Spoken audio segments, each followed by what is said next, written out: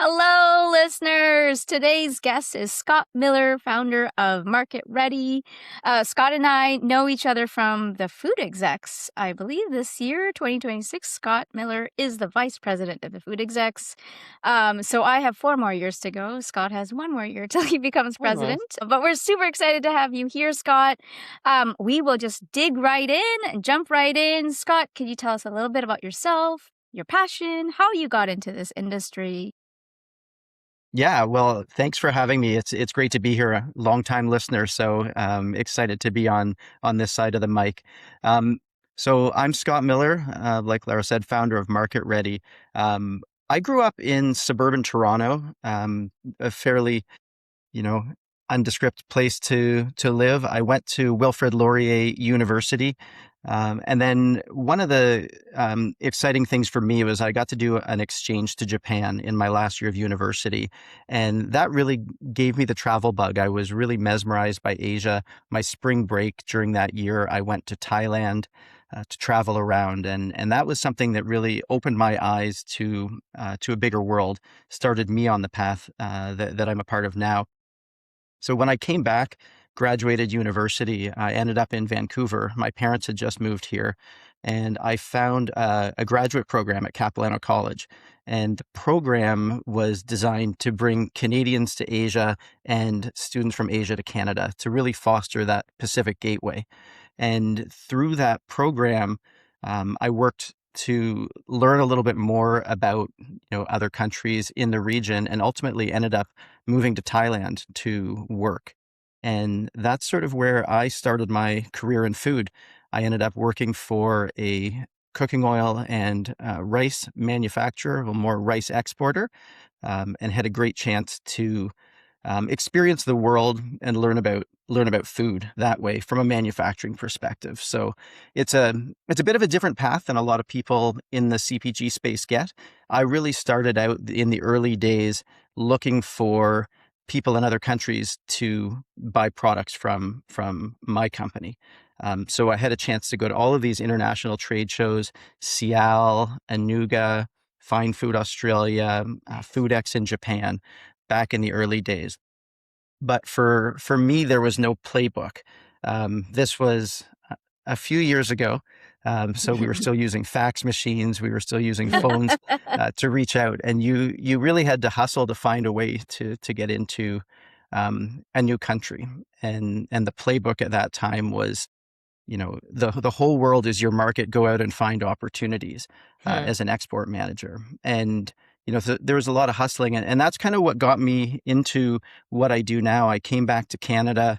I've worked for a number of food manufacturers and distributors in Canada, and really found that for brands from overseas looking to come into Canada, they need a little bit more information to really make it worthwhile.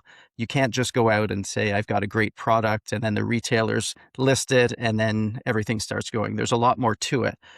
So I sort of took my experiences from there and have really sort of reverse engineered it and built a system to help brands that are looking to come to Canada succeed in a way that I couldn't do back then. Sort of, I've got a lot of the scars from trying on my own. Wow. Okay. There's lots to dig in here. What a cool journey. And you mentioned living in Thailand with and also figuring out different markets for the cooking oil side of the business, and thinking about going back into the past. Fax machines, telephones, plugged in telephones.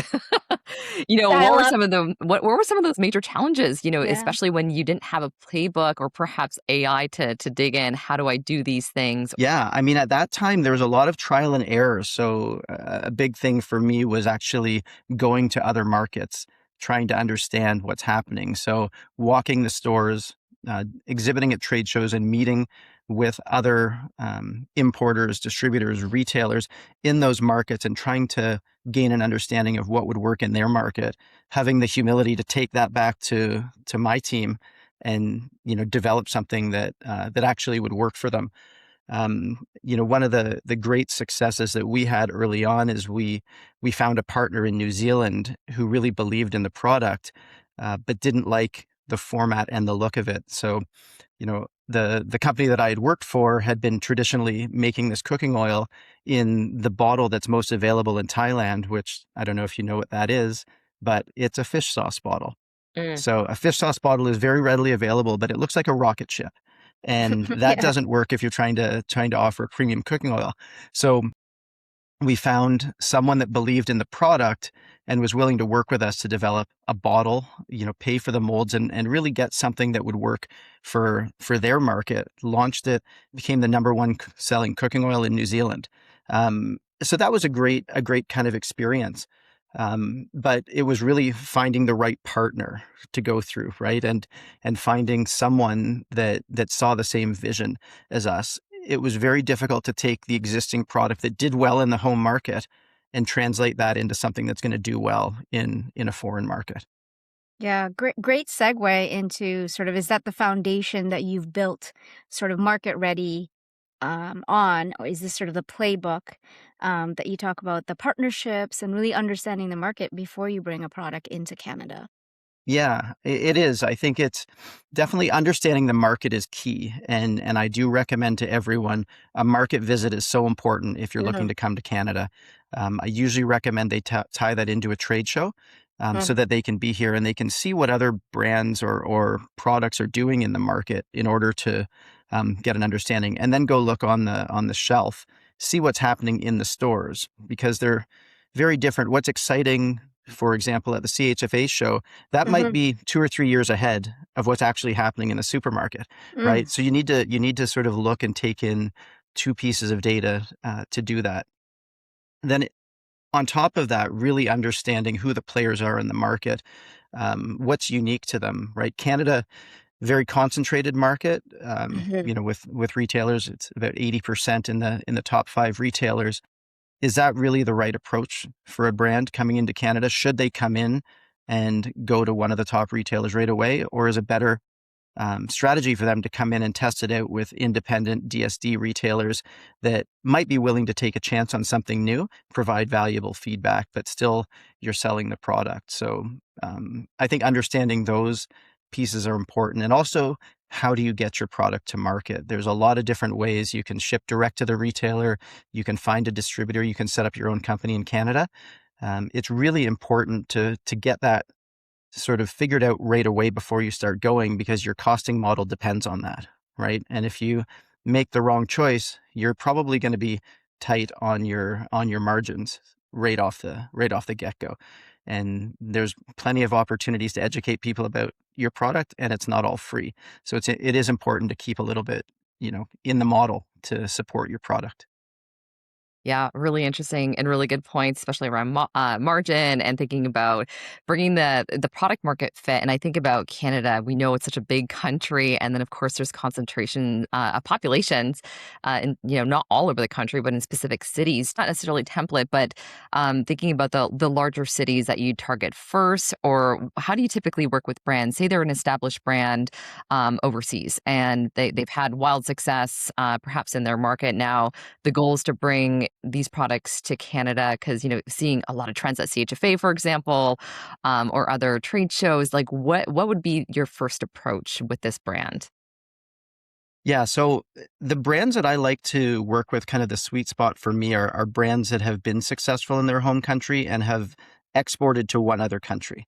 And Mm. that way they understand a couple of things. They understand the supermarket game, right? They're going to understand retailer margins, expectations, potential listing fees or inside programs. Mhm. But for export, they're going to also understand that it's not the same as at home, right? So they're going to Yeah. understand that there's a couple of extra steps to take. So typically what I'll do is I don't really have a cut and dry method. I like to look at the product and say, where can we win first, right? What can we do to make a success first and then build on that success? And some of them, they want to go straight to the big players and that's Mhm. great, but they need to understand what it's going to cost. But more realistically, what I'll try to do is find a target retailer that I think is going to be a good fit for that brand, right? Where the customer aligns with their product. The retailer maybe would be open to innovation, And not all retailers are, right? Some retailers are a little bit shy because they want to see proven success, Hmm. right? Whereas others, they like to take the risk and they like to be first to market and get 6 months to a year ahead of their competition, right? So deciding which one of those is the right way to go is what I typically recommend. Um, and I like to be able to show the retailers first, prior to showing brokers and distributors, because a lot of times you'll find the brokers and distributors, they've got great relationships, they've got great logistics, but they all are also risk adverse. And I found since 2020, um, people have become more risk adverse. They want something that they know is going to work, right? They don't want to tie up their cash on a brand that might not be popular with the retailers. Mhm. So, so getting that retailer buy-in first, I think, is quite important. And then second, finding a distributor that kind of fits what you're looking for, that also has good relationships with those retailers so that the operational side becomes seamless. Would you say, like, besides cost and understanding the cost game here in Canada, because getting into retail is very different, what are some of the other challenges, some of these brands that you bring into Canada? What do you find is like the biggest hurdle that they can't get around it when you bring some of these brands to Canada? I think believing that success at home means success in Canada Yeah. is the first one, right? It's not always a straight line. And back to my example of the cooking oil at the beginning, Mm-hmm. maybe you've got the right product, but it's not set up in a format that the market would like Mm-hmm. here. So I always caution people to, don't draw a straight line from, say, what are your units per store per week in your market Mm-hmm. to what it's going to be in Canada, right? So I think that's a key one, and it's a little bit hard, right? And brands really, obviously are the biggest advocates for their product. They really believe in their product, but it's important to kind of be a little bit skeptical about your success and be a little bit conservative, and be willing to listen to the feedback. So that would be one of them. I think the other one for Canada is layers of cost. Mm-hmm. There's multiple layers of costs, right? From importing to broker distributor to retailer, their margins, and then consumer marketing. It is a little bit uh, more expensive to do business in Canada than it is in other markets. And so understanding that that's going to affect your shelf price. But my response to that, to most of the brands, is that everyone else is playing that same game. It's not Mm-hmm. just you. So it's not like your product is going to be 20% more than everyone else. It's just the whole market is going to be a little bit higher. So, if you're selling for $4 in your home country, maybe $6 in Canada, it might happen, right? But if the rest of the market is at that same level, then it's a similar playing field. Just there's more margin being taken up. Yeah, really interesting. And thinking about the margin side, thinking about also trends you mentioned, even going to some of these trade shows might be 2, 3 years ahead of its time. And of course, that timing piece is so important, especially when bringing new products to the market. How do you look at trends? And perhaps it's not right now, but in the near future, like how do you kind of like toggle in between those worlds where you're like, we know this is gonna hit well in Canada, but that Mhm. timing piece, how do you navigate all that with the brand? I think with the brand, right, it's understanding where they're at in their home market, and that if it's done well in the home market. There's also a level of authenticity that's out there now, right? People are being a lot more authentic with their stories. People are traveling. Hmm. If you're on Instagram over spring break in Canada, you see that a lot of people have gone to Japan. So, are Yeah. trends from Hmm. Oh my Japan, gosh, everyone. right? And I think even, Yeah. we know that 7-Eleven launched the famous Japanese egg sandwich, Yeah. right? Hmm. So it's something that, has worked. And the Japanese egg sandwich was around when I was going to university in Japan over 20 years Right. ago. It's not new, but it's new to Canada, and it's got a proven success, right? So for 7-Eleven, they're really banking on that nostalgia that people have when they go over and try these things. Um, so bringing things like that over to Canada, is an option, right? Portability, convenience, just a little bit different, right? And see where things are changing.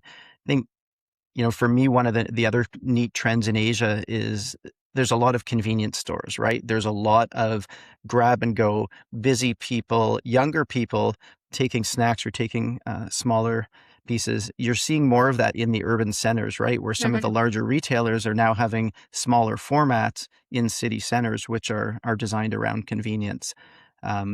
drugstores in Canada are also spending more on sort of the grab and go, the front aisle checkout.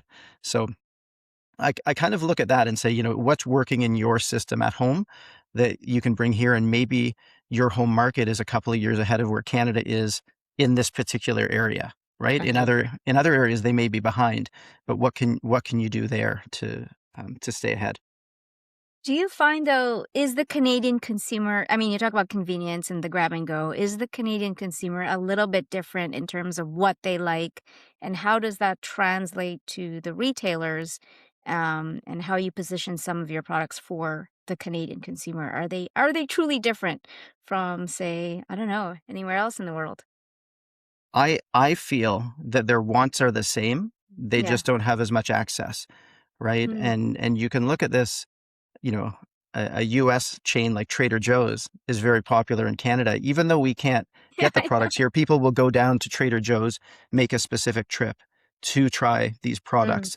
So I think Canadians, you know, I do feel that the globalization has opened people's eyes to see what else is available. I think it's more just Canada needs to catch up with the pace of innovation in Mm, order to try new things. And that agree. can come from, products from overseas, or it can come from Canadian companies trying different things, right? Mhm. And taking a position.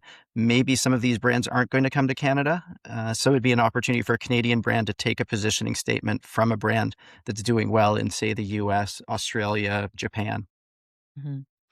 Yeah, I think it's, traveling and getting a lot of that Yeah. exposure, seeing what's like, checking out different markets from all over the world. That piece is such a insightful element, especially when it comes to business building, thinking about innovation. Mhm. When it comes to, because you travel a lot, Scott, and, like, when you're going into the markets, like, what are you seeing in terms of really exciting innovation that you think could have legs in Canada, in the next year, 2 years? Geez, well, I mean, the recency effect. Recently, being in Asia, I've been in China and Japan, and really finding convenience is there, sort of the grab and go gummy candies. Mhm, Mhm. The pace of innovation of gummy candies in Asia is, through the roof, right? There's always something new. There's always something changing. They're experimenting with flavors. They're experimenting with textures, and I think that's kind of what's exciting. you know, I follow trends on Instagram and on TikTok, right, to see what people get excited about and like to share, because I think that's really one of the great advantages right now that we have is people are sharing what they like, and social media is giving them a chance to amplify that, mhm, right? So, we grew up in an era where there was a lot of advertising where we were being told, this is what's coming, this is what's cool, this is what's exciting. I don't think that's as effective now. It's really people sharing what they've experienced, in a format that's pretty cool, unfiltered and raw, and then you want to instantly go out and try something like that, mhm. right? Oh, So, definitely. Yeah, what a huge shift to consumer behavior. I love it. mhm. Switching gears a little bit, could you share about Market Ready? Your company, Market Ready. How do you help brands move forward in Canada? And what are some exciting initiatives you have planned for 26 and 2027? I mean, we're already halfway through the It's almost halfway amazing, through. right? Yeah, we're the year is moving by pretty quick. Mhm, Well, Market Ready is really just the system that I've built to help overseas brands get ready to launch in Canada. What my goal in working with any company is to put them in a position where they're at a level playing field with a Canadian brand, right? So what sets them apart from, another brand that's coming from overseas that maybe just shows up with their Australian packaging, no idea of the market. They've heard of a couple of retailers, but they want to sell their product. That is not a great strategy for brands, because people aren't going to be ready, right? The retailer is going to say, who's your distributor? Do Mhm. you have costing? What are Uh-huh. you doing? So when brands come over unprepared, they lose a year minimum, right? If they come to a trade show and just try to, see what's happening, they're not set up for success. So what I like to do is get them to the point where they have Canadian compliant packaging. So a retailer or a distributor can look at the product and say, okay, I understand this. I can recognize the Canadian nutrition facts. I understand that you are high in fat, so you've got the front of pack. Mhm. All of these things really make a difference, right? It also shows the retailer that you're actually taking the market seriously, that you're ready to go. I also want to make sure that they understand costing models so that they're built in. So if they do get the product listed, they don't, spend all their money on listing fees and then they're sort of Mhm. stuck when it comes time to do promotions and it comes time Mhm. to educate consumers. So that's really my focus is just, like the name says, getting the brand market ready so that they're able to compete. And, kind of think of this as like a fast pass at an amusement park or having a coach, Yeah, right? Mhm. right. You Yeah, can come in and you can do all these steps yourself. Eventually you'll get to your destination. But by working with Market Ready, you're able to sort of accelerate your growth and have someone guide you on that journey so that you're able to go through and move to the next level. that's really So, helpful. Yeah, no, thanks, thank you so much for sharing that, and, I think it's time. Oh my gosh, there's the timing of a lot of things, so to Yeah. be able to strike it at the right time and not lose time trying to figure mind you, learning is great, but also when you can expedite or get that fast pass, that puts you ahead of a lot of other competing companies, so certainly a benefit in that space. yeah, and it's an interesting time right now. There's been a lot of change in a less than a year. The global market is shifting quite a bit, and things that were easy before are not easy now. Things that were maybe harder before are easier now. Canada has free trade agreements with a lot of different countries. A lot of countries are looking to diversify where they trade right now, and Canada is not a small market. What's our population? Are we 45 million? I don't Is know. Are we even so, at Roughly 45, around that. guys? Yeah, I'd say we under are, yeah. yeah, and so if you look at that, that's bigger than Australia, right? It's not a small number, and a fairly sophisticated country as far as shoppers go, retail goes. So I think it's a great time for overseas brands looking to come to Canada right now. Conversely, it's also a great time for Canadian brands looking to move overseas, Mhm. for the same reasons, right? Diversifying who you're trading with. I've talked to a lot of people that are looking at Australia, New Zealand, a lot of people that are looking at Asia as opportunities, just as some of the challenges that are happening right now make it Mhm. more difficult for a long-term strategy. I think diversification is an Mhm. important part of anyone's strategy right now. It will always have our neighbor, and I think that'll always be a market. But I wouldn't risk putting everything into that market right now. Mhm. Mhm. Yeah, and thinking about diversification real quick, I think Mhm. about, retailers, absolutely going to retailers, and then also thinking about D2C. Do you work with brands also on, direct to consumer? Thinking about, we're in the space now where, um, TikTok, looking at Amazon, looking at a lot of online sales, do you also support your customers with that? I do. I think it's in Canada, it is quite different than the US, where they do have a very robust D2C model. They do have, um, you know, great online retailers that are moving. In Canada, we don't have as many online retailers that are set up to work with, but we do have a few. I definitely would say well.ca is doing a great job right now Yeah. on the health and wellness side, and Walmart and Amazon are still doing quite a bit right now. But it's so expensive to ship in Canada that I think that's the equalizer that you see in the US. Cost of logistics is much more affordable, so you can be profitable on your D2C. From my experience with the brands that I've worked with, the D2C is a great way to um, build your reviews, build consumer trust, and access consumers faster. But it's not yet in Canada at a place where it's the primary driver of strategy for my clients. So say I'm a brand, well-established brand in Taiwan, and I want to get into the market in Canada.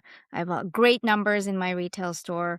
I'm working with you currently. How Mhm. does this maybe take us through the steps in terms of working with Market Ready and yourself? Like, do you have a network of brokers and distributors once you put the brand in front of the retailer? What does that look like?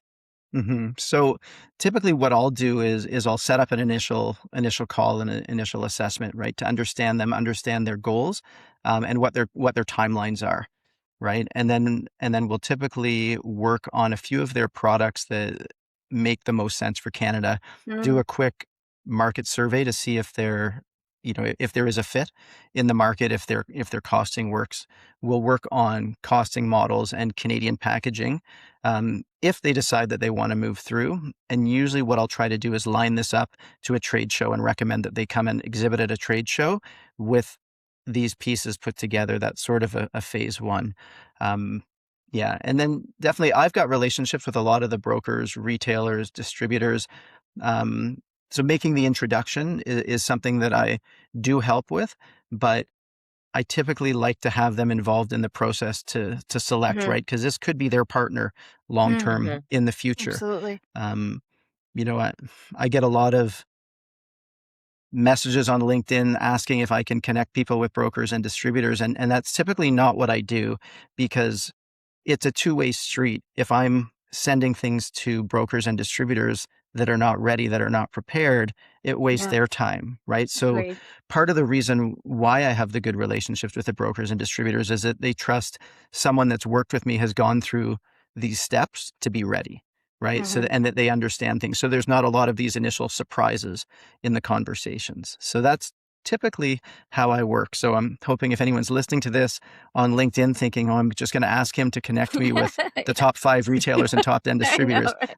Yeah, it's not going to happen, right? But again, that's part of the advantage of what I'm offering to these brands is, for retailers, they're getting someone that's ready to go. They're not going to have to coach them. They're not going to have to wait.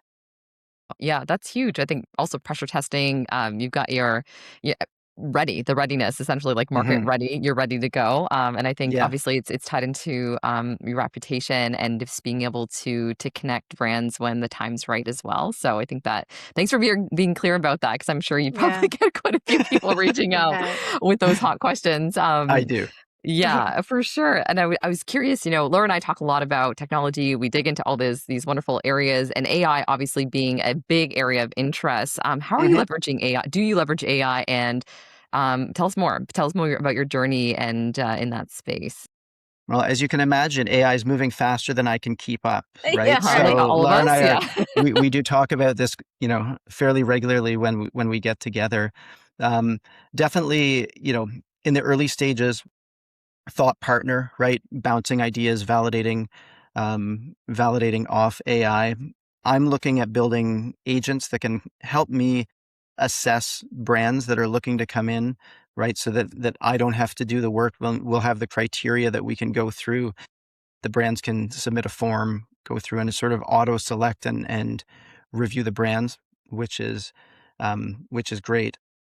I think one of the biggest ones that I've been using recently to help me is Whisper Flow. I don't know if that's Oh, something on your radar, yeah, Oh, it's good. It's yeah. really good. Cool. right? But when we spend all this time staring at the screens and typing, the eyes get a little bit dry at the end of the day. Mhm. Whisper Flow's actually been really good for me for being able to respond to emails, batching emails, also for brainstorming. I can just talk, review everything, build out, my thoughts with Whisperflow, and then put that into a Chat GPT or a Claude and refine it a little bit more, right? And tighten it up. So a lot of the editing and tightening up ideas is good for me on that. So We mhm. definitely have to have another podcast on AI tools. Totally. Yeah. Yeah. And again, Yes. maybe time this podcast is released, the tools are going to be different, and I'll have a Yeah, I different. It will agree. be That's the in Yeah. like a challenge. couple of weeks, it's gonna be a little Fix different. a new Yep. Yeah. tool. Laura and I Yeah. were doing an AI session with on more on the development side, where we're like, okay, by the time this actually comes out, we're going to update the content that comes through because it's constantly Hmm. changing, and new tools, new companies. Like I heard about Whisper Flow through Darius Yeah. CEO, and I tested it out. I'm like, this is really cool, and Yeah. new stuff is coming out constantly. Yeah. Yeah. So I think that's it, right? I think the big thing is finding the way that AI is going to work for Hmm. businesses. But, for myself, a very lean organization, I need it to help amplify what I'm doing and to speed through some of those routine tasks, right? That's what I'm looking for mostly. Yeah. Well, we've certainly come a long way from fax machines and the paper with the holes That's right. and That you have to dial-up rip off. internet. And Yeah. dial up. Gosh, I will never forget that sound. Oh my God, me Yeah. neither. The AOL Yeah, I was messenger. going to say the Right? AOL email address. Yeah. Mhm. Yeah. Wow. Scott, we are coming to the end of our podcast. We have a few more questions. But before I get into the guest question, is there anyone that you would like to recognize or shout out who has helped you along the way? You know, we don't get to where we are without standing on the shoulders of giants, right? And I think that's very important to recognize. And so by, acknowledging some people, there will be some people I miss, right? But I think, first and foremost, my wife, Christy, her and I, we went to Thailand together. She was very supportive along the way, also working along in her career, right? So, we've got a family, I travel a lot. So there's a lot of, additional non-work things that, Mhm. that do fall onto her while she's busy managing her career. So, I couldn't do this alone. So, having her alongside is a big help. And then again, the early on, the people that believed in me, right, that pushed me. Someone, in Thailand, a gentleman, Verapong Supachok, gave me a chance with no experience to go out and start exporting, right, to build my own playbook and open up these opportunities. Ross McKenzie was someone in New Zealand who helped me again, believed in me, believed in what I was doing, and has worked with me along the way. And then another Canadian entrepreneur, Dan On, founder of Dandy Pack, had a great big Yeah. influence on my career when I returned to Canada, giving me an opportunity to start my Canadian experience working with him. So all of these people have sort of, the common thread is really believing in me and enabling me to do the things that I want to do and that I know I can do, and supporting me, not letting me sort of get in my own way. Mm. Oh, that's good. Thank you for Thank you for sharing. sharing. You're Yeah, no, welcome. No, We that's always it. love hearing wonderful. that. That's like part of our favorite portion. It's so special because it's also how we are supported and then essentially reach our potential in Mhm. the world, and which is so incredible. And then how we are able to pass that forward to other people too, which is so positive, especially in the food industry where we're all Mhm. so closely knit together as well. Um, Hmm. yeah. Oh my gosh. So we're going to move into the next part of the conversation. This is certainly a tradition now on the podcast, and it's where we pass a question down from a previous guest, not knowing, they don't know who you are next. Well, they probably know who you are, but Yeah, they knowing do. who Not they'd be told, not passing told this, in advance. Yeah. not Yeah, told in not advance. totally. Exactly. So this question Mhm. is coming in from Simran from Jiva Organics. Simran's last name again, Kaur, Laura. Kaur.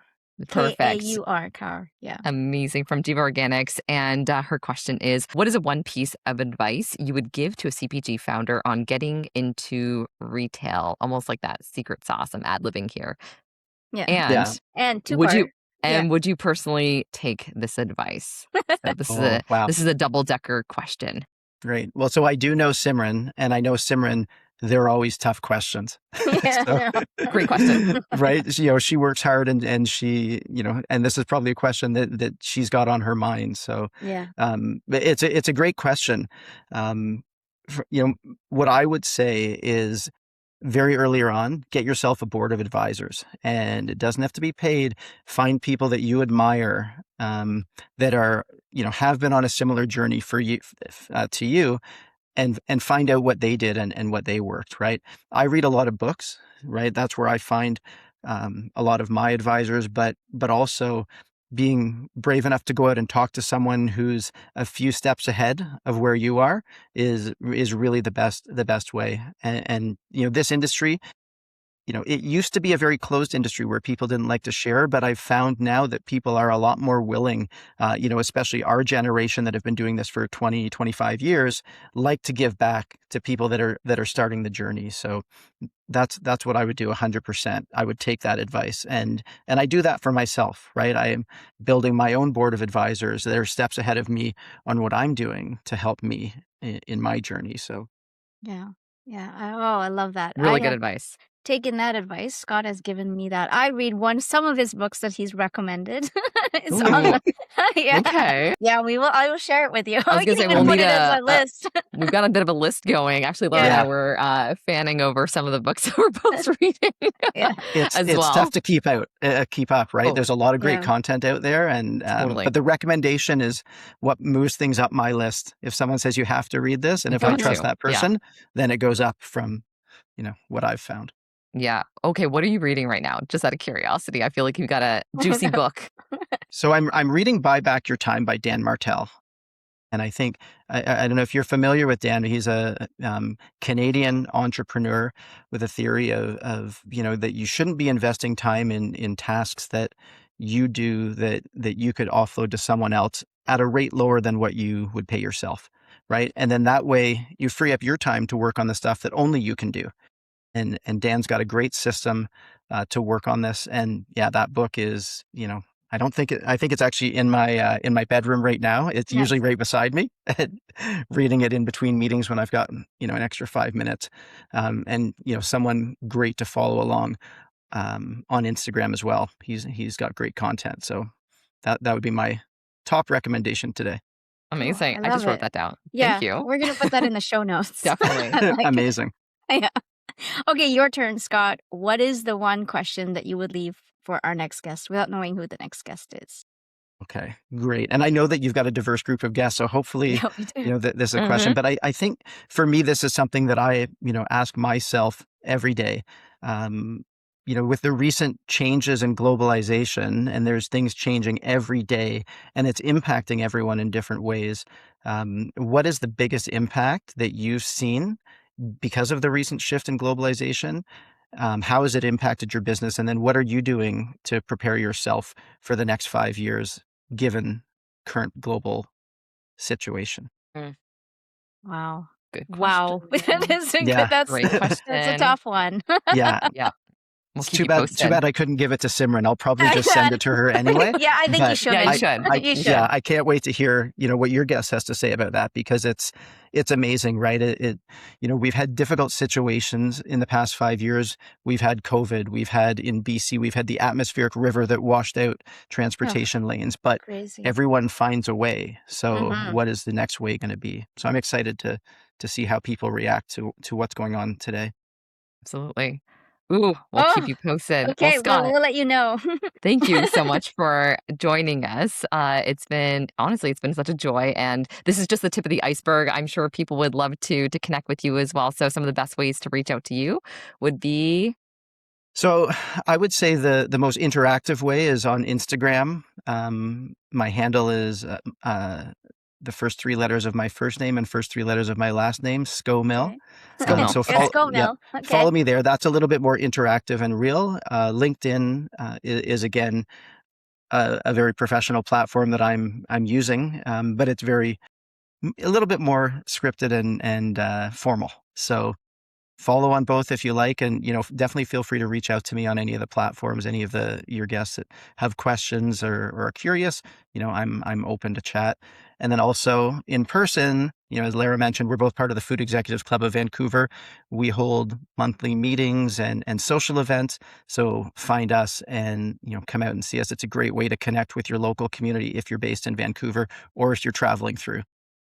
And at golf tournament, Scott Eh, is in e- charge of golf this I'm year. in charge of So the golf tournament. So if you're looking to demonstrate on a hole, share your products, give samples, get them in the hands of retailers, then you can reach out to me. I think that's June 18th, yes, I 2026. had to put a plug in, Scott, for Thank you. the golf love the plug. tournament Love the plug. Yeah, because it's it, happening. it's And you guys have a happening. super exciting event coming up May 1st as well. Pattison Food Group. Yes, Yeah. Yeah, enjoying we have that. Ben Herrick, the from Pattison, is going to be coming speaking to us for the first time, and we'll learn a lot about what's going on at Pattison Food Group. So yeah, very excited to hear Ben, and that event usually is very busy because a lot of people in Vancouver like to know what Pattison Food Group is doing. So Correct. Absolutely. We have over mhm. 100 people registered, so if there is space, register right away. Right Hope away. there's space for me. Oh, no, me too. Right? Amazing. Well, thank you. Thank you, Scott. That was Yeah, thanks wonderful. very much. Yeah. I had a great time, and thanks for doing what you do to educate people about what's going on in our industry and our world. So thanks very much. Aw, thank you. And And scene. scene.